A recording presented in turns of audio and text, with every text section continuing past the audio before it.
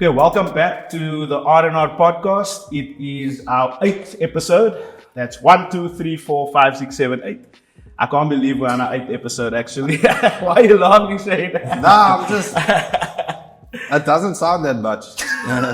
You I know don't know what? why you're so wild. Nah, I'm wowed because I know the process it takes to get here. So, the fact that we got to 8, the last time I said that we reached 7. So this is like crossing that milestone. 7 is a good number. So now we're moving into the 8th space, which means we're going to get into the future. All right, so all that's right. where my mind I'm is. just pulling your leg, man. I'm just pulling. You didn't have to explain. Graham is so technical. But he feels better now. I feel much better. Much better. Yeah, much better. But anyway, today is a very special episode. We actually have a really special guest with us today, Mr. Graham Hector. So we got a second Graham in the house. So that's obviously quite a good thing. I think Grahams are wise men, wise people. You must don't count today. There's only one Graham. So I'll give over to Shane, and Shane can do some intros with Graham, and then we can take the discussion from there. Okay, so I've met Graham, I would say probably about 8 years ago. Or 7 years ago. I've been riding, I started cycling about 10 years ago. And I never met you yet. I think I was Aussie then. And then my first time I met you, or I saw you actually, was like in a Cat 3 race, and I just saw this Okie just going out on his own. It's almost like love at first sight. Yeah. But like a rider on on a bike, Those are the moments you drew. I want to pedal like that guy. You inspired by him. Look how skinny he is. That I don't even have a muscle in his arms. You just see legs for days. But anyway, so yeah, quite a humble guy, awesome guy.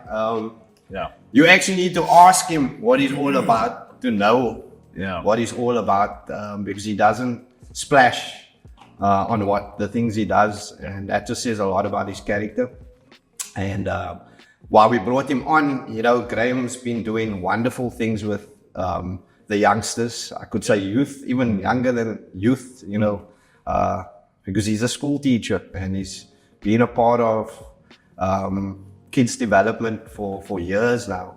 30 years.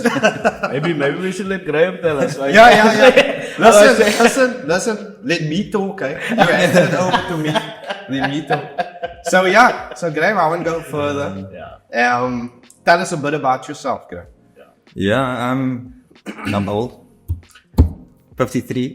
But I'm counting the Graham. 53 years young. I think Graham has more. Other Graham has more Graham. Born in Grassy Park. Lived there all my life, and then and then schooling, went to EC Primary, Grassy Park, went to South Peninsula High School, went to Hewitt, student teacher, to study teaching, and taught at Bergsig Primary, Bonteheuwel from 94 January. Okay. And still there. Sure. So what's you said EC Primary? What is that? Is that school still in existence? Still in existence. Called English Church Primary. Oh, okay. It's in the main road. Okay. Green school, small school. Okay, cool. Opposite the church. All right. And, okay. Yeah, those were EC great days. Primary. Okay, cool. Yeah. Nice. Yeah. So I think just touching on you mentioned that did you say you taught at Vasco and then Bonteheuwel, or did you just say Bonteheuwel? That was the school that you taught at. I taught. Wait, what's the school's name? In Bonteheuwel is Bergsig Primary. Okay. View of the mountain. It's quite a nice view from there. Yes, there are some spots because my wife's from Sydneyville, Bishop Lavis, right? And it's amazing when you drive down certain parts of coming out of Bishop Lavis, past the police college and that, and then you just get that incredible view of the mountain. Yes. That's so ironic. It is. So close but so far. Listen. Confirmation. Yeah. Okay, Bergsig Primary for over 30 years at Bergsig Primary School. 30 this year, yeah.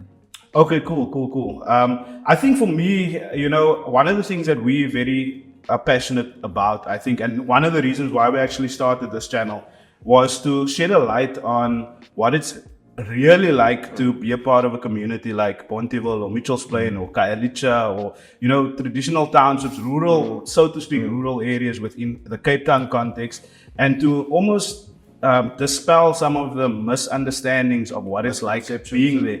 I mean, I chatted to a guy recently, and we were talking about like whether I used to drink and smoke and do drugs. And then I said, no, I didn't really, you know, that wasn't my story, you know. But I would like to think that a representation of Mitchell's Plain can be something different as well. You know, that there are people that are not all in those boxes and stereotypes. So I guess the question that I want to ask is, what is your thoughts and what is your, because you've been there for 30 years at Bergsig Primary and you've seen people in their foundation phases going towards high school and then leaving the school, becoming adults basically. What is your view on the educational system in Bonteheuwel and also the type of kids that are attending there? Yeah. Just thoughts on it. Yeah. I never thought I'd end up there, for one. Yeah. And before having, you know, after having had the interview and having a successful interview to get the job there, I thought to myself, like, hey, Bonteheuwel, you hear what you hear from about Bonteheuwel. What did I get myself into? Yeah. You know? But after teaching there for a while, I've realized that the stereotype doesn't fit everyone. And that everything still comes down to the person and what that person chooses. Because look here, the education system that we have here is a one size that everyone needs to fit into, but it doesn't fit all. Okay. And it's about the decisions you make, and it's what you make of it that will either give you success or not. And also, it also depends on the teachers that teach you out of that curriculum to give you the best out of it and to kind of win you over. Yeah. I like that you said win you over and inspire, because we had some inspiring teachers growing up, and I think those teachers made such a big impact on us. Yeah. And if we didn't have that, I wonder how different things could have been for us. Yeah, it is. They were, but I also saw that some children had families. Yes. Where each child in that, from the different generation in the family, they kind of displayed the same kind of behavioral problems, traits, interesting. but there'll be one that would go the other way and be successful. Okay. Yeah, and change the narrative. So I think, you know, looking at that, it is really a case of the choice of the child, or whether the child was won over by the teacher. 100%. Yeah. You know. Okay, cool. And then just going back, because I don't think we really got the sense of who you were and how you ended up. Because it sounded like when you were speaking that, you know, ending up in Bonteheuwel wasn't like necessarily your first choice, or, you know, it just sort of came. How did you end up studying or getting into teaching? Yeah, like how did that happen? Teaching was last on the list. Oh yeah. I was hoping not to become a teacher. My mind, I'm always into the physical, got into the cycling thing. And my dad, when he asked me what I wanted to be, so I said, well, Dad, I want to ride my bike in Europe. Okay. Lekker. I could see the disappointment. My dad was an academic. And he told me, no, look, you go and study, you go and register at Hewitt. Yes. And get yourself qualified, get something behind your name before you pursue anything. Which I did. Your bike. Yeah. And I did eventually. We go to Europe to ride with international amateurs. Okay. But then I made the promise that I would come back and come and teach, because I got the state bursary and I wanted to put plow back, and then I started teaching, and then met the girl there. The girl at 19, and that is the Mrs. Hector. Mrs. Hector. And shout out to Mrs. Hector. Thank you for allowing him to come and come chat with us. Okay, cool. Yeah, and from there, when I came back, started teaching. Okay. Then found this is a job where I can't be messing around. I can't just come and take a paycheck and head off home. I need to live into this, and eventually started loving it and started connecting with the kids, and They became my family. Sure. Yeah. Yeah. And I'm still here. Awesome. 30 years and how many more to go? 11, 12 years. So Graham, so me being an athlete, like a student athlete, that being involved with sports, that helped me through my schooling, and it gave me an outlet. And it's just so crazy that you also, that was your first love, sport, and now you're marrying it with teaching. And how has that helped you to get, into the teaching with the kids, and to be able to relate to them on that level, using sports as a tool, to get the or to help them make the right decisions and choices, because like you said earlier, each one individually makes their own decisions, even though that trait is within that family. But there's one or two that can go the other way, So our sport, that using sport as a tool enabled you to help these kids make the right decisions and choices. Because I know that there is good kids that came out of I would say your hands. They went to Bergsig, but at the same time, you were the mentor, and you helped them and you guided them.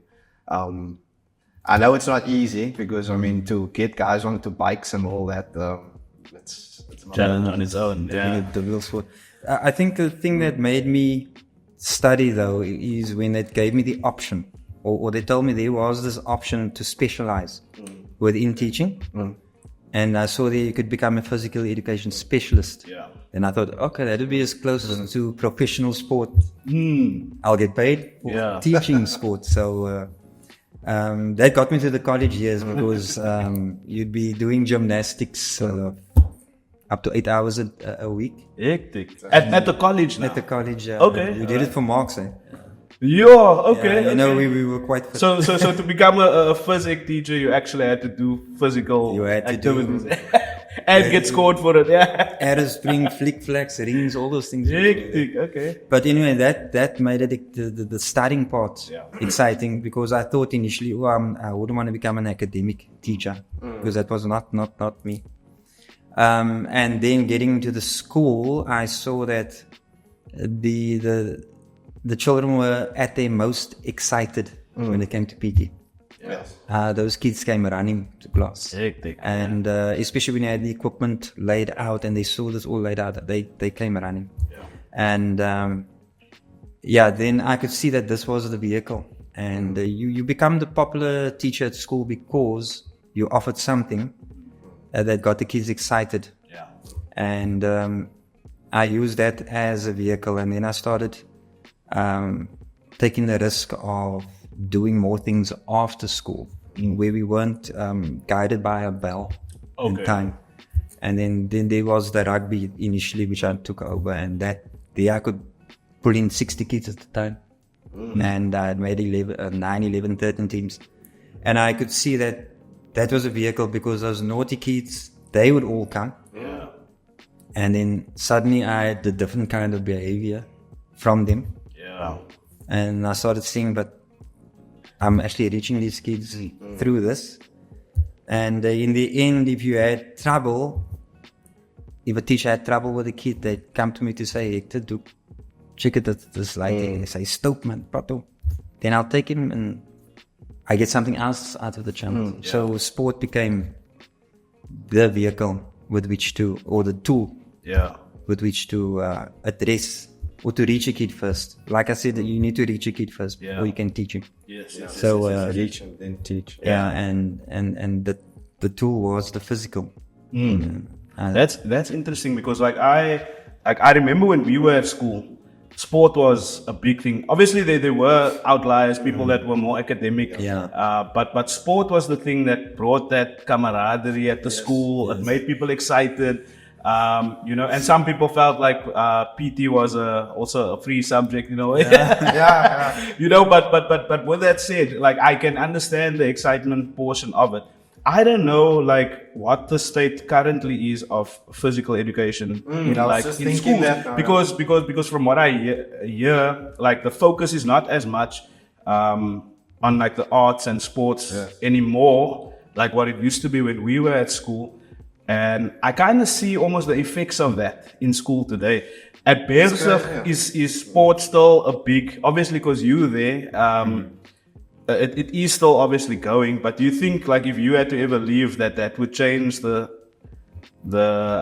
condition of sport at the school? Do you think that it could? Yeah. I think it will change somewhat. You really need someone to drive it and be passionate about it. Yeah. I can be sure that my current principal, and the principals before them drive it. Yes. But you still, even though you are driving as the head of the whole school, you still need that person on the ground to push it, to drive it. Yeah. And yes, there will be a change. Yeah. About arts and culture not being so focused on right now. There are curriculum advisors who come to schools to make sure that the annual teaching plans are pushed and applied accordingly. Okay. So the department is pushing for those things. They are providing for it. Yeah. But like I said, you need your teachers there on the ground to drive it. Yes. Like a boss. Yeah. Your boss, you can do whatever. You need to get down on the ground and to make sure. Yeah. And you need to fit the mold as because from what I understand, you are a physical teacher. You went through that training when you were at college. I don't know if they still do that type of training because I know you at college doesn't exist, but just listening to that, the teachers because I've seen quite a bit of teachers, they don't seem like the physical type. You get here or there, know, but I think it's quite important that there is that type of a system in the schools because it creates a different sense of discipline, a different sense of kids understanding who they are, a different sense of kids having an alternative to the realities of the communities that they are in. It gives them something to focus on. I mean, I remember Shane used to spend hours in the gardens training, and because, imagine you didn't have that. What would you have done? Yeah. But what's so sad, is that I know they don't have teachers anymore. That's just at a school for phys ed, which takes specializing who is the driver for the sport in the school. But maybe now with what's this political guy, Kaitan? Yeah, but he's now in sports and culture. Yes, but we got to talk about what's existing at the moment. I hear you. He can get the ball rolling. But there still needs to change. Yeah. So if sport was such an important tool, and we all know it's an important tool within schools, why has it not been concentrated on? Because we can see the effects of it in society. It's only in areas like having a teacher like you, which drives a sport, which goes the extra mile. I'm sure there's tons and tons of things you do that you don't get paid for. That goes beyond and it's all about passion for you. So why do we not have this as a driving force in schools so that part and parcel, it goes together with education. Yeah. And it gives these kids that's in areas where they've got nothing, an alternative. Yeah. In lots of countries where there is poorer areas, you know how much athletes is in that area? Yeah. Because those kids have got grit. That kids know how to suffer. Yeah. And if you know that this is my only way out, my only meal ticket out of here, you give it your all. Yeah. But if you don't even have that outlet, then what do you have? You only have the gangs that's there, which is giving you an outlet. Yeah. So can we blame these kids for making those decisions? True. If we don't have drivers like you, we don't have teachers that are passionate. Yeah. We know there's teachers that's just collecting their paycheck, and we know it's not an easy job. But the way things are set up today, we set up for disaster. We were just having a discussion. I know corporal punishment is wrong and all that. But the thing is, if I'm not a disciplined person, I need to know that there's repercussions. There's discipline that goes with it. Yeah. And we all know, we lived back then. You guys even lived further back then. But you're still here today. Yeah. And you're disciplined. And look what you're doing for the community. Yeah. So why is that all that bad? I mean, yeah, Shane, This you're is- asking deep questions. I'm asking deep questions, but the reason I'm getting into this, No, I know, I get you. it's dear to us, Yeah. and a lot of everyone is saying, "Oh, times have changed," and you know, Mitchell's Plain is a place. Yeah. Bonteheuwel's a place. Yeah. The place hasn't changed. The people has changed. Yeah. But we created a structure for people to make decisions and because I mean, us going forward into society, we should get better at what we're doing. Yeah. Not go back. Yeah. Because we go back, we should ask questions. Yeah. The questions are asked, but it's not answered. Yeah, That's I the think problem. like from my perspective, not to Yes. take too much time away from Graham, but like when 1994, so you started teaching in 1994, which is quite interesting because obviously that's also when democracy set out in South Africa, and I voted for the first time in my life then. yeah, A lot of people. so for me it's like you went from one state to a different state overnight almost, if you want to call it that. So now you went from a place where people had little to no opportunities. They could be teachers, they could be nurses, they could be that. Now you're opening up a world where it's like everything is possible now. Like, so it's endless. But the problem with that is that it's not a slow release, so to speak. People aren't easily getting into it. So now suddenly there's like all these things. And when you have all these things, you have to have some sort of structure, and you don't know what to do with it. Yes. So for me, like just to self-correct on where I stand, you know, because like for me, it's not a case of like in the past it was better, because we can't say that. Not as people as color. Like this is a strong portion for me. Is like we can't say that the past was better because we had less opportunities then. But how we use the opportunities that was given to us post-apartheid is maybe the thing that didn't go the way we planned. It's not that we're in a worse society today. It's that we just don't know what to do with all the options that is available to us. And I think some of the things that should have maybe been focused on, like physical education, maybe wasn't the most important thing going forward, because now suddenly people could do anything. Physical education didn't have to be the thing, you know, that taught discipline and that was fun. You had opportunities more than that, you know, so people didn't know what to do with that. So not to rebuttal against yours or to come against it, but like, I just don't like the narrative of the past is better than the present. But we're not getting on Yeah. I'm just like, It's a different discussion. yeah. But I will tell you this, Yeah. Graham. I will tell you this. Yeah. Like you saying, physical education was probably not on the highest priority list. Yes. But we had numerous amounts of years for us to realize that there's a problem. And then you backtrack and see, listen, what are we missing? Yeah. So I'm not saying that things were better. Yeah. I'm just saying us growing up. And what we had in place. Yeah, we should have kept the good things and built on 100%, that and added to that. So society today, there's basics that it's missing. Obviously, because I mean, we're not going further with the way society is going in the sense of crime and all that, and people getting jobs and they're becoming professionals and using that opportunity. Like, I mean, there's bursaries and all that, but does the kids know there's bursaries? Yeah. Who's teaching them that? Yeah. You understand? But you know, sorry, Greg. We steal in your thunder here. within the school setup, there's physical education, and that fits in with the timetables, the ATP of that's assigned to you, and then there is the extramural. So that would be your sports. Okay. Now you need to make the physical education part appealing to a child. And what I've realized was more than I'd say 2/3 of the children are turned off by the competitive side of sport. So at my school now, the focus is now working with the extramural. Unfortunately, the sport, you have winners and you have losers. I started the cross-country thing there now with the JAG Foundation.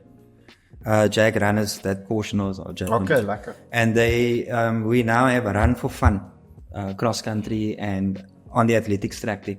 So it's a run for fun. That's like they must understand that you're running against other athletes to bring out the best in you, to give you your best time. So that should be the focus. We should get the kids to understand that and teachers to understand that. Try and improve yourself. And then, if you win, that's an addition. Something additional. Yeah. But in terms of physical education during the day, during the school curriculum, in the school curriculum, we should find ways to make it exciting for the child. Because every child, even though you are not a physical, your heart isn't physical. You want to exercise. We should make every child partaking physical activity. It is important. Cool. Yeah. So that's my take on it. And I must say that the department is pushing towards the physical. Yeah. They're pushing more than ever, I think, in the sports arena and in the physical education arena. Yeah. And I would like to push that particular thing, physical education. And teaching all teachers to be able to teach. To be able to teach, yeah. Every teacher should be a physical education teacher. Sure. I feel. That's how I see it. Cool. You mentioned the JAG Foundation a few minutes ago. So you said they started the run for fun, or they managing that. Can you tell us more about the foundation, like what they do, what their involvement is, at schools in general, Yeah, the JAG Foundation is a foundation started, I think, in 2007. And that's when I linked up with them.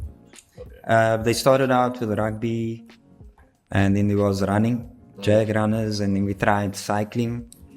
And then there's JAG netball also coming up now. And, that takes time to grow, but they come into schools to come support what is already in existence in there. Place. Okay. And they try and help you. So they go out and find support through all means. They try and find coaches to try and help, or they find balls and the things like that.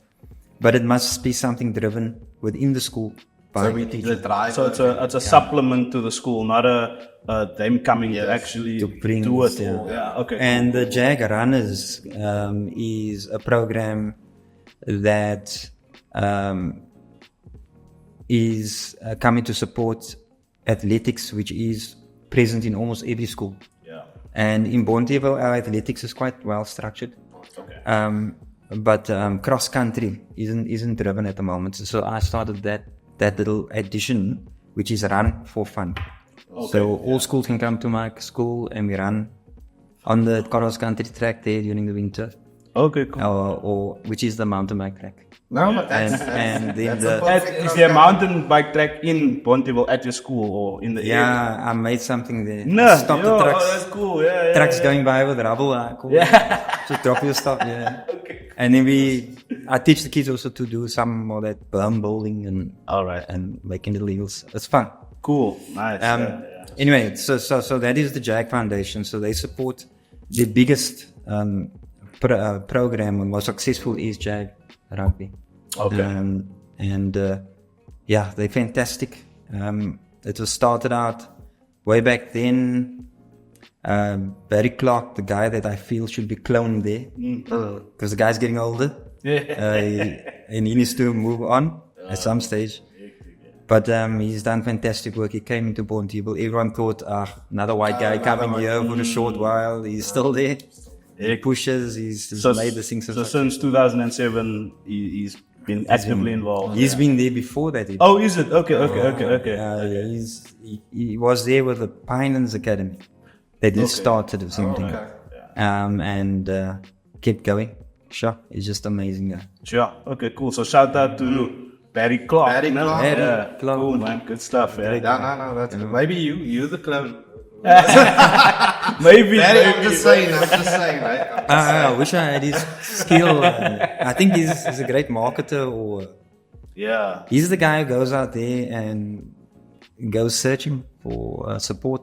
Yeah, that's how he does it. It's a gift, to be able to to go out there, to tell people about what the need is, and then to persuade people to give towards it, because that is something that a lot of organizations that want to make a difference don't have that type of ability, And there's just in addition, with the rugby program, the kids who have played with me since under 9. Sure. The one guy is now a rugby coach. He's in his 20s, almost 30 now. Through JAG. Through JAG, and he's now a coach, which that JAG helps to remunerate. Yeah. And he goes from school to school, and the whole rugby program is around the sport is exercised by almost all the schools in Bonteheuwel, 15 of them, and in about 800, 900 kids. Sure. And this coach goes around. So it just shows that the program is definitely working. Yeah. Definitely working. I think me and you, we spoke before regarding kids that came out of the program that got scholarships. Yes. Devin Brainers especially. Oh, the guy was fantastic. And so it's creating. Yes. It's creating that option. to make to change their career path. For the positive. And they're willing to venture out, like addressing the bullying thing at schools as well. There's a JAG bully-proof program as well. Oh, wow. Okay. Which they struggling to push, but they kept on pushing and trying to make this thing work. Oh, that's cool. So they are there, the heart is there. To make a difference, a real tangible. So that no, go ahead. Yeah, no, the guy Devin Brainers. Yes. So he's obviously one of the success stories out of that. Tell us more. Like, what was his story? Because I heard the name now, and you seem quite excited, but Devin started teaching in 2006, 2007. Okay. And I saw this kid academically, he was willing. And then in terms of rugby, this guy would pitch up at every session. We played during intervals. They sometimes tore my shirts.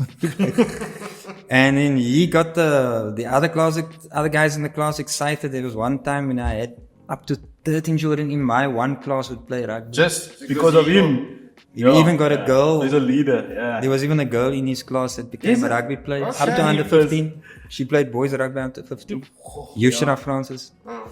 But I'll send these videos to them. I'm mentioning your names. And successful. Went on to Bishops and then to Novus, Western Province, Perparaton. Okay.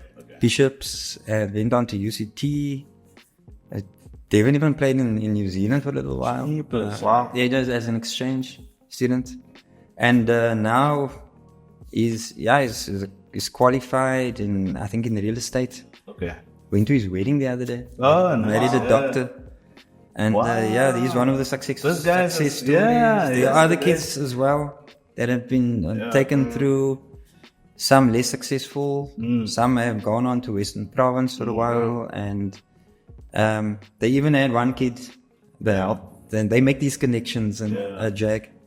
And one of the kids ran onto the World Cup stage there. Yes, I mean, the kid who runs at the Rugby World Cup. At the Rugby World Cup. Sure, and that's big. The bomb was also sent over with a stick. You can imagine. No, I like that. Like, because that's like that's completely obliterating. I don't know if that's the right word. Someone's societal viewpoint. Because you're saying to them, you know what, we can take you, just because of being involved with this, we're going to send you, but not only are we sending you, we're sending your mother to go with you to, where was the World Cup? In France. So, we're sending you to France, and you're going to run out onto this massive stadium. I mean, it's crazy. It's crazy. I mean, it sounds unbelievable. Yeah. But, I mean, to make that happen for a young man like that, and that's what they do. Yeah. That's what the JAG Foundation does. You see the amazing. I can't even remember all the opportunities we've had. Yeah. And they connect you with like some very famous people. Be sent to the school, and they'll have a rugby day at the school. Okay. And they bring some internationals out. They sometimes bring you remember the Super 15, Super 14, those teams? They bring a team out. They bring a team out to Bergsig and invite all the schools. Engage with the kids. Bergsig is the central field where all the rugby games are played every week. Yeah. and they're just incredible. I wouldn't want Jake to fall flat there.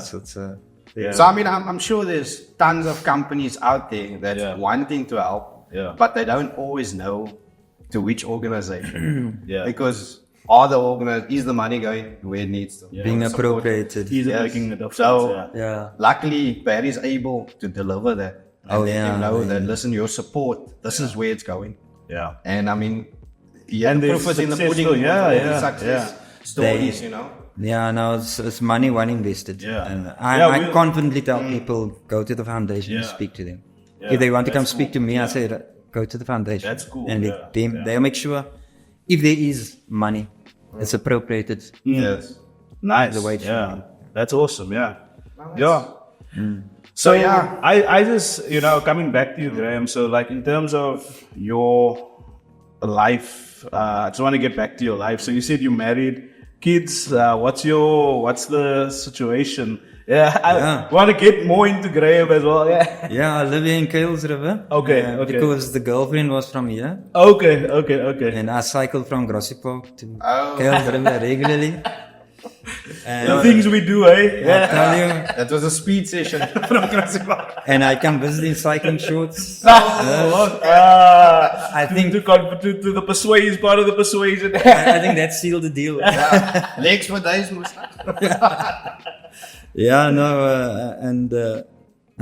everything just worked out. Nice. Fantastic woman. I thank God for that. I didn't think I'd meet the girl so young. Sure. At 19, and she's still there, still as beautiful as she can be. She's not a woman who likes limelight and this kind of thing, but she likes to work in the background, and she's my big support. I'm telling you, I mean, the just thinking about the things that you do generally, like in the community and at your school and with the kids. I mean, you need to have someone that's going to support that's going to enable you to do that. So I mean, kudos to that. She's part of the organization as well. Because I mean, if you were married to someone that was against all these things that you were doing, I mean, that would be much more difficult. Now, she does stop me at times to say, listen, what about us? Because I have a son. He turned 30 now, 16th of June. Sure. And, I need to spend more time with him. And you do get drawn into, because I'd be at school late, because I leave before they wake up. Yeah. And sometimes, or a lot of times, I get home at 6:30. And he needs to be washed and ready for bed after 8. Yeah. So time is cut short. Time is cut short on weekends. There's always something at school or whatever. And, serving on the SGB, I need to be there as well. Okay. And some Saturdays they are events at school. Then I'm always off. So I spend a lot of time in Bonteheuwel. Yeah. They say I am from Bonteheuwel. At this stage. You've been long in Bonteheuwel and you were in Grassy Park. Riding the Epic. Epic. I rode it twice in 2015 and 2021. I remember them announcing as I came in. The announcer says, I rode with the guy who started the J Foundation. Okay. Greg James.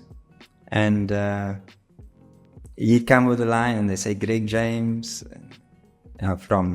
he's from Constantia, and Graham Hector from Bonteheuwel. And I'm like, what an honor. But you know what? I'm proud to say that because I've met of the best people in Bonteheuwel. That's awesome. Amazing people. I'm sure that community really, really respects you. Yeah. I mean, you've taken care of the kids. Yeah. Generational. 30 years. 30 years. I tell the kids in grade 6, because I've taught some of the moms. So I tell them then, I'm grandpa now because you're the grandfather. So the parents can tell their kids about, And I mean, the thing about having someone iconic in your environment is that you only see what they do for you there. You don't see the sacrifices that they make in the back end, and I think, and I don't think people would generally speak to that, but I liked how you connected your family with the work that you're doing, because I think a lot of times people don't, especially when you're doing work that goes beyond your own situation, your own circumstances, is that there's normally things that you're sacrificing, or things that is being limited because of giving yourself to your calling or to your gifting. So I really admire families that can get behind, but like super important, the balance does need to be there, because you need to be able to still uplift. Yeah, exactly. And just listening to what you're saying about the girls that came through in the school that have kids now, and that you feel almost a part of that families. They don't necessarily even know the sacrifices that you've made, and they don't need to know that.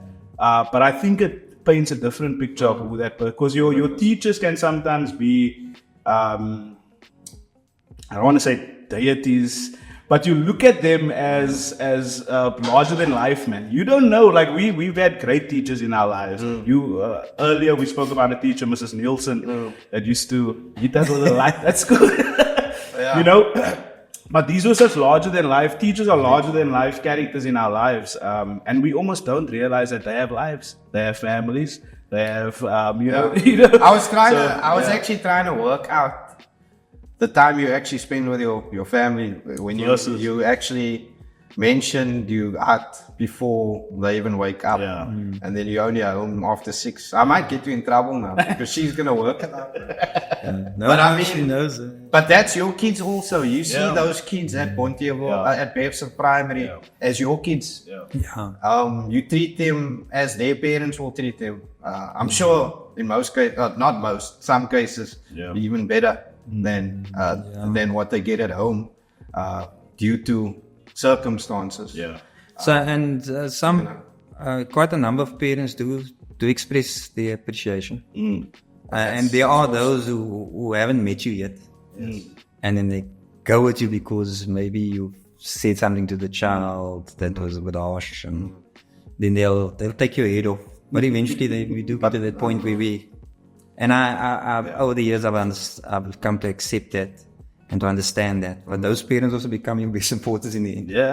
So it's like you said earlier on, you have to, before you can teach someone, you have to reach before you, So that's part of the reaching process, is that, there's going to be that, that barriers with people where they, because trust is built over time, and when you're doing something and maybe saying something to their child, and parents can be very aggressive, protective when they come to their kids, but once they see, but this person isn't so persistent, they're still there, even though and they can now see that you're making a difference. That speaks very greatly to the reaching, because reaching means you're not going to give up after the first barrier comes your way. You're going to break through that, and then you're going to break through the next one, until you reach a point where now they break down their own walls and they allow you to actually speak. And you're going to fail along the way, because we're human.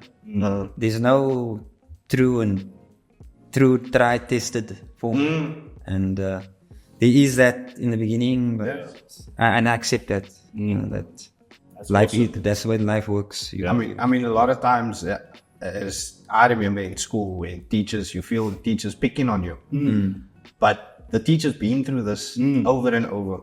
When she gets that or he gets that behavior, she knows what it's all about, and she sees more of you than what you see of yourself, and she's trying to peel that layers so that, he's trying to peel that layers back so that they can get the best out of you. You must be, you must understand that and appreciate that, because that parent, and often they have more than one kid. They're dealing with a lot of issues.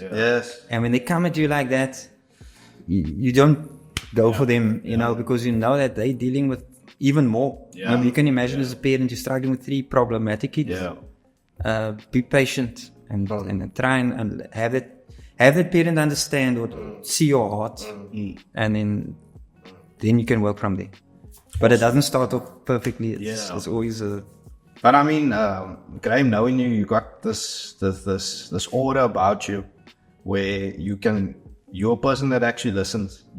And like you were now just telling me, you don't just go back at, go against the parent. You listen because they coming from a different place, like could be 3-4 kids that they're dealing with. And over time, they see this type of person that you are, and they appreciate that. But Graham, I mean, like I said, you humble person. You don't talk about what you do, but we want to, we wanted to make it known also what you do, and you are, I would say, you're part of. You're Bonteheuwel at the moment. You're doing something for the community, and people need to know that. They got to appreciate that. And if there is people that can help support what you try to do, that would be great as well. You could even motivate other teachers to be drivers in their schools because of the success stories that you have spoken about. And I teach with people with teachers that are talented people. We just need to find that, to understand that you have a talent there. As a strength, let's push, drive in the Just wanted to say, people think that I'm pushing in this field. I don't know, some people may even see it as looking for a recognition, but this is my calling from God, and I've come to understand it. Because it's just it's happening, and this is my calling from God. So that's awesome. And I need to answer the call. I can see the music call. And it's amazing how that call came to you, because initially, like you said, way in the beginning of the discussion, it wasn't something that you necessarily chose yourself. It chose you, and along the way, you started realizing, okay, I wanted to do this, and even though you did want to do like the cycling overseas, you did that. But you came back to this because this is the calling. That's this is where you are living out your purpose. This was the plan B. Yeah, you said yeah. So so the plan B. It's good to have a plan B. And I know in his previous podcast I listened there, and it said go for it. And I'd like to articulate it by have the plan B. That's important. But when you do go after your dream as if there's no plan B. Got you. And that's the I got from him. Go for it. Go for it. There's a plan B, but don't let that be. Don't that make you soften your approach towards. No? Yeah, that's great, because your plan B is actually part of your plan A. It's just part of the process. Part of the still achieve that big thing that you always wanted to achieve. Go for it full on. I think I should have approached my plan A with greater aggression and determination than I did. But things are laid out. That is not explained, and nor should we ask questions. Yes, I was supposed to marry at 40. I think. According to my was that your plan? 35, 40. I met the girl at 19. Married by 24. And the funny thing is how we actually find out things are as part of the plan is when we go 2 years, 3 years, 5 years, 10 years down the line, and you look back. And you say, you can connect the dots. Now I know why that needed to happen. And you needed to go to Europe. Because it was on your heart. And you went. And today you can say you've ridden your bike in Europe. You can touch the streets. And you can tell the kids that. And you mentioned it on the R&R. Exclusive with us. Exclusive. But I'm an R&R fan, I check you guys out. But we're gonna touch on something. Recently you've gone through and still going through a great loss. One of your JAG students, which came out of JAG, went missing along the way, if I remember you saying, and found his way back. And or not missing, if you know what I mean. Because kids, they into something and then they not. That's kind of what I'm meaning. And he has just, and he put such a good impression when he found. Yeah, Caleb the Kock. And yeah, he's been in the papers. Yeah, the accident in Sea Point on the corner of Oliver Road and Beach Road. And he collided with a car door that had opened completely as he passed and hit it. No marks, barely a mark on his helmet. And died after being treated in Christian Barnett. Yeah, Caleb, if I can go into the history of him, he was a learner at our school, at Bergsig Primary, and came to the cycling program when he was in grade 4. Lekker stoutertjie. Had some weight on him, nice cheeks. And was a stoutertjie up to grade 7. Then he went to the high school just opposite us, is Bonteheuwel High. Went there and then he reappeared late in grade 8. And suddenly there was this different aura about him. I remember having an attitude when he arrived, and I was like, yay, what trouble here again. And he said, oh sir, he'd always smile and giggle, and he had a different aura. But that different aura was he accepted Christ in his life. He was baptized. Amazing. And yeah, and he was a neat freak as well. He'd pack my cages there and clean the. And then I helped him with the bikes and gave him a bike of his own. And I thought, hey, but you look like you want to race. And he said, yes, he'd like to try. Later on, then he'd be WhatsApping each other. Became like a son. It became like a friend, sending videos to each other, like youngsters. And for a moment there, I felt like this was my training buddy. He started wanting me to also race with him. He started progressing.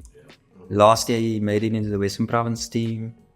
Then started racing Cat 1 as a 16-year-old, 17-year-old. And then later on, he wanted me to come and race with him in Cat 1. I thought like, dude, I'm 53, not 35. Yeah, but he got you. Yeah. I mean, look at all the weight you lost. Yeah, and during my operations, he'd contact me, he'd visit me. Sure. Come and do a little work, jobs for me, check on my bike always, wanting to clean my bike. I've always had the dirtiest bike. You always want to do that. And for this to happen was such a huge shock. And, the shock after Getting the news. Yeah, after having been buried, the reality also strikes because they didn't take him to a provincial hospital. They took him to Christian Barnett. There's a bill that's in excess of 360,000. Sure. Mom he doesn't have a job to speak of that can pay that kind of bill. Sure. And now, in addition, even after this tragedy, we're facing the stresses of having to cover that now. But anyway, there's one of those kids that connected with me. He connected with me. He crept into my heart.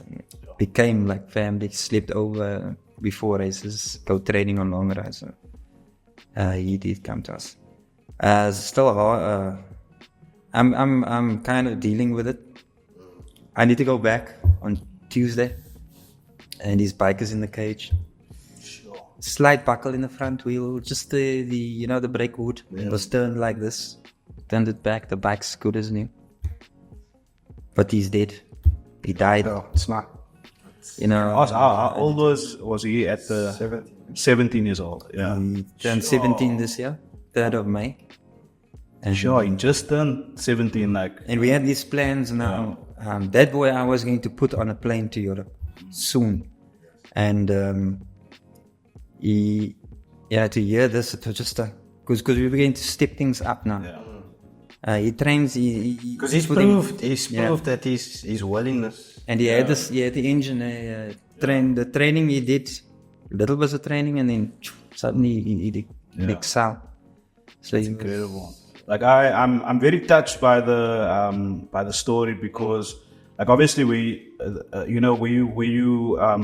were mentioning that when he was at the school, he was a little bit troubled. He was a part of it, and then he wasn't a part of it, and Then he left the school, went to high school, and this big change happened in his life, which you identified as, you know, he had a change of faith. He had accepted the Lord into his life. So yeah, I'm very touched by the story of Caleb, because, you know, for me, like just where you started, it was obviously he started with you at Bergsig. He was part of what you were doing, and then he wasn't, and then he left the school, went to high school, and then suddenly he came back out of his own, as you said. And obviously for you, it was like, this kid, you know, what is he going to come do, troubled or whatever, because that's what you remember of him. But there was clearly a change in his life.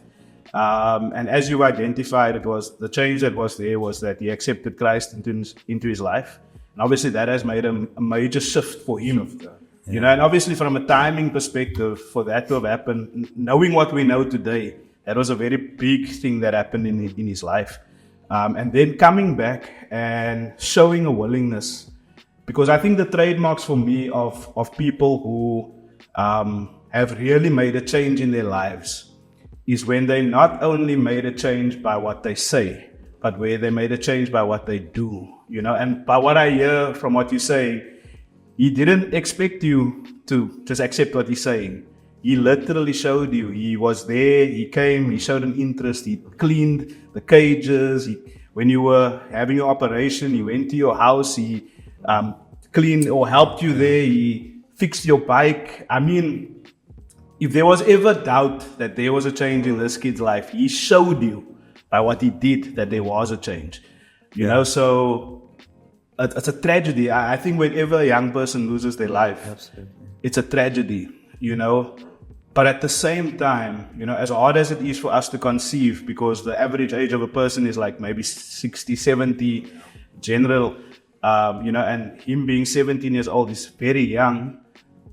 But from what I hear, it doesn't mean that he didn't fulfill a purpose, you know. And I feel like his story is going to impact people's lives one way or another, you know, even though it was cut short. It has, yeah. And the craziest thing is, Graham, there's people that will live till 60 and 70 and never fulfill their purpose. Yeah. And this kid, at the tender age of 17, he was living his purpose. Yeah. And he impacted your life. He impacted his fellow student, colleagues not colleagues, but fellow students, peers at school. I mean, he was a mentor, he was an example to the younger.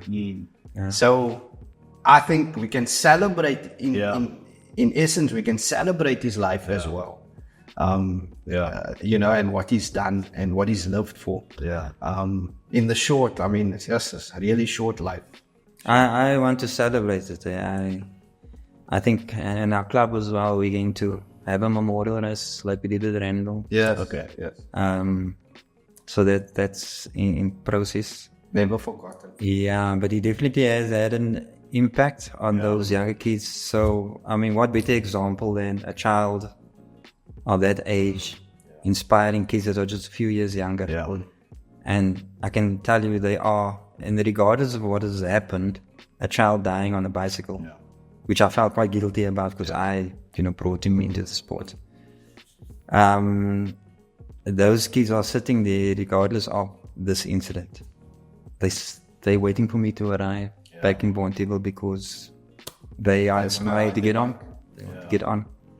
So I just given myself some time, before I go there and I go face the cage again. They delivered the bike. Jag went to go fetch the bike. It was at the police station, station. They brought it and I just put it in the cage there for now. And I see they've put a bike up there, the ghost bike. Yes. Woodstock cycles. Oh, like to commemorate his life. Stay wide on the rider. Okay. PPA, they made things happen. No, sure. But something about that bike. I went to go ride down there with the bike. Oh, by the way, someone flung the door open in front of me also when I came down there. And I thought, it can happen so easily. I've hit 2 doors already. Plate here and And that's the crazy thing about this whole scenario. How many guys hasn't hit the door yet? And just scraped? That's why it didn't make sense to me. I didn't. I mean, like you're saying, his helmet's still intact.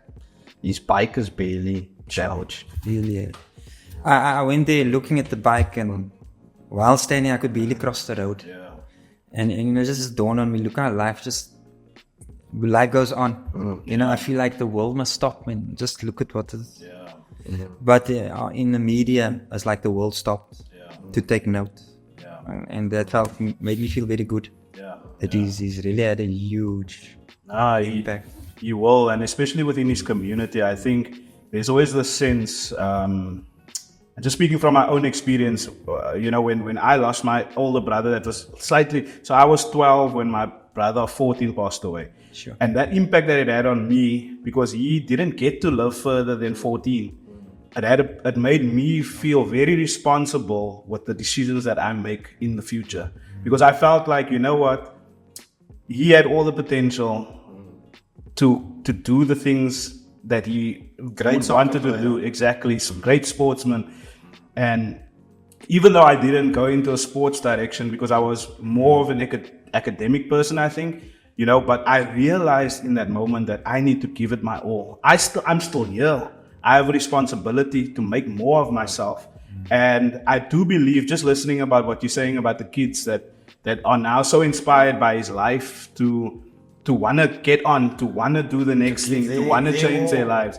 I really believe that, you know, he's going to be a symbol to them for the years to come, that they need to make the most of the time that has been given to them. You know, that there's a difference that can be made. And, you know, the support that his mother and his close family might need would come from these kids, you know, because the loss that they have is great. You know, it's tremendous. It's unspeakable in some instances. But, you know, for every loss, there's gain that can be given. And we hope that for them. And it brings forth it brings forth this beauty out of other people. Yes, it gives. Yeah. And something I need to mention is he comes out of a family where everyone seems to have that kind of personality. Sure. And you can see he was taught all the good things in life, and it comes out of that family. His sister teaches with me. Okay. They have that same personality. Yeah. And you know, it's incredible. Beautiful people, and they've been met with such tragedy in their lives also. And this also happens, and I feel it for them. Try to speak to the mom daily. I feel I want to speak to her daily. Yes. Find out how she is. But things happen. But, it's God's will. Yeah. I mean, that morning I sent his mom a message and him a message. Yeah. And you know, it implied the time when you all meet with God. Was that his reply? Or the message that I sent that day. Yeah. I don't know how much time I have there. I'm gonna just read it quickly. Yeah, you can go for it. I sent him the message as well as his mom. Okay. The message after my quiet time in the morning. The last bit says, you know, at the end there's a reflection. Cool. And then it says, Caleb knew. Right? And I said the reflection and the prayer was, what does your life say about you? About who you serving? How do you want to be remembered? That's the message. And then the prayer there was, Father in heaven, please help me live my life, anticipating the time when I will be with you in eternity. Sure. And I sent that to his mom. That's the morning. That morning. The 11th of June, that's when he passed. And he just responded with morning, good morning. And that's how he... Sure. I would now believe that I've been met with that news. Yeah. When his sister came running across the court to tell me, Caleb was in an accident. And she said, my mind just went blank. And they said something about they're trying to revive him for the last half hour. So, Sure. And you were at the school recently? I was at the school, yeah. And she had to get there as soon as possible. But now like I said, they rushed him from there to a private hospital, which now leaves us with that addition. Is there anything like just I don't know, like because this is a big burden on their family. Like, is there anything that, I mean, we don't have that type of channel, but because this is such an unexpected thing, is there anything that people can do if they wanted to support? Can they like WhatsApp you, or like, is there anything that, I'm saying it because I don't want to ask people for stuff. This is not something that we discussed. But I mean, we didn't even know about the situation until. Yeah, the balls come afterwards. Yeah. Well, look, we were asking the hospital. Okay. To write it off. The parents are asking. Yeah. Because the balls are in excess of 360,000. 360,000. Jeez, yeah. And well, we're asking the hospital because the hospital also did a lot. They tried their best. The doctors, the mother was so impressed with how she was helped by the doctors and the way the doctors spoke to them. And she said she could actually see that the doctor's heart was the guy who was trying to save him. That he was giving his all, his heart was in it. Sure, that makes me feel so good. Yeah. About humanity. Yeah. If the hospital can write it off, that's I'd like to. If not, we're gonna have to pursue whatever. Yeah. If so, I'll have to use the media. Yeah. We'll have to use the media in some kind of way too. Yeah. Would you gonna let us know? Yeah. We'll let you know for sure. Yeah. If anything comes up, like, I mean, if there's like a fundraiser or anything like that, I'm sure we can share some information about it at the time. Yeah. Because I mean, it's one thing to have this massive loss, and then now to still bear the brunt of the bull. Yeah. Sure. Yo, jeez, man. But at Somerset Hospital, which was also there. Yeah. But anyway, But it is what it is. Yeah. Anyway, this has been a huge blessing in my life. Yeah. This guy was a huge blessing. But he got me back on the bike. Yeah. He's made an impression, a big one. I remember posting on Facebook a picture of me and him riding a polka ride. Yeah. This guy, I still took a photo of us. He always wanted us to dress the same. Oh, is that? like Twins, like, girls, and he said I must come and race with him that one. And I remember posting this 15-year-old he's making me want to race a bike again. That's cool, yeah. So it's good. Yeah. He really looked up to you. Yeah, for sure. Really. And the fact that he at a high school level he came back to you or to what you were doing, there must have been something that you did that made him remember. And the fact that you could relate with him just showed his maturity also. Yeah. Oh, for a 17-year-old to be able to engage with you. Yeah. So his mom told me yesterday. I went around after the school meeting. I went to the mom's house, and mom said he kept some of the bikes for me at his house, and he fixes. Okay. And when the kids come there, then she would hear him speak to them very sternly, like, "Hey, you're taking chances here. You didn't." So he was. So he's been the Mr. Hector. I don't know if he shouts as loud as I do. Yes. Nice memories. But you should be proud of yourself. Yeah. Like I said, God, by the grace of God, nothing's by my own power. Yeah. But I can only be. I must listen to God and move with that. Yeah. What He places in my heart. And so. That's epic. Yeah. But take a minute sometimes. Just reflect on that. Yeah. That. I mean, or let's say you should be proud to be a vessel. Yeah. Because it's not everybody that's able to be in that situation. Absolutely. Yeah. Sure. He placed me there. Yeah. That's great because, like, I think the biggest thing I took out of our discussion is definitely that your purpose, your calling can surprise you. Yeah. Sometimes it doesn't. It's not necessarily what you thought in the back of your mind, and your plans are not God's plans. It's different. This wasn't my plan. Exactly. So when you walk into that plan, it's like, I get it. And like you were saying earlier on, when you look back, you can see the dots, and it makes sense. So I think that's the biggest thing because sometimes we fight against our calling. Sometimes we have a preconceived idea of what we wanted, but our life sometimes takes a different direction. And that's okay. You know what I'm saying? Because sometimes taking a different direction takes you into your calling. And that's great. And that's what I get from our discussion with you. And also that plan B can be part of plan A. Like sometimes you have to do stuff to push your plan A forward. But it's something that you didn't necessarily want to do. You know what I'm saying? So that's big takeouts for me. Yeah. No. And what I also get from this, if you take all the things you don't like and you do those things, that's what actually in the ultimate end brings you happiness. Yeah. The things you necessarily in the beginning don't like doing. And that's what actually brings you. Because I mean, if we sit in our comfort zone and just do the things that we like,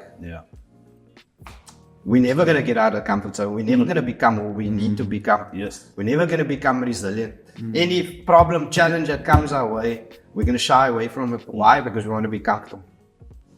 And I mean, your situation that you're in now. Yeah. A muscle won't build if you don't make it. That's it. That's it. There we go. Yeah. Great stuff. Last words, Graham, Mr. Hector, from your side? I don't know. Things that stand out for me is, especially that one, the one podcast that I listened to some time back. The pursue your dreams with all that you have. Yeah. And I could say in addition to that, have the plan B, but pursue your dream with everything you have as if there's no plan B. Awesome. I could add to that. And then also, if you are working with kids especially, they are God's children, they're entrusted to you. First reach them. If you really want to teach them effectively, you've got to reach them, win their hearts, and then you can move forward with them. Before you teach the subject, reach the heart, reach the child first. Awesome. Yeah. And that's a good note to wrap it up on. Yeah. Yes. Thanks. Passion. Your passion. Yeah. Passion. Thanks for the opportunity, guys. It was great having you here, Mr. Hector. Graham. Yeah. Nice to have another Graham in the house. Hopefully Maybe next time we can get him on the bike again. I need to get on the bike. About time, eh? This boy has the engine, eh? I know. Shane's been running his whole life practically since I knew he'd been running, and doing something in the fitness space. Yeah, but I take breaks. Yeah, I've been checking the photos with the long hair and all that. Oh, yeah. You still? No. I've always been involved with sports. The funny thing is, sports actually creates a platform to think. Yeah. So I haven't been thinking lately. I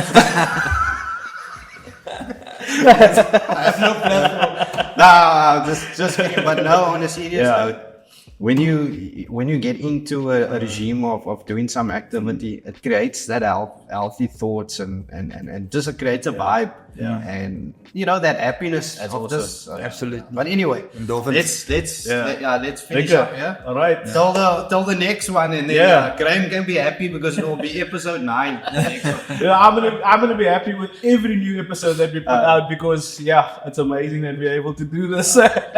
So thanks for listening. If you took the time to listen to the whole episode, we appreciate you. Thanks so much, and subscribe, like, comment, share your thoughts. We always open Say to hi that. to Mr. Hector. Say hi to Mr. Hector. You don't have to say anything, guys. Yeah. But remember your roots and always be resilient. Yeah. Cheers. Guys, thanks so much. Gents.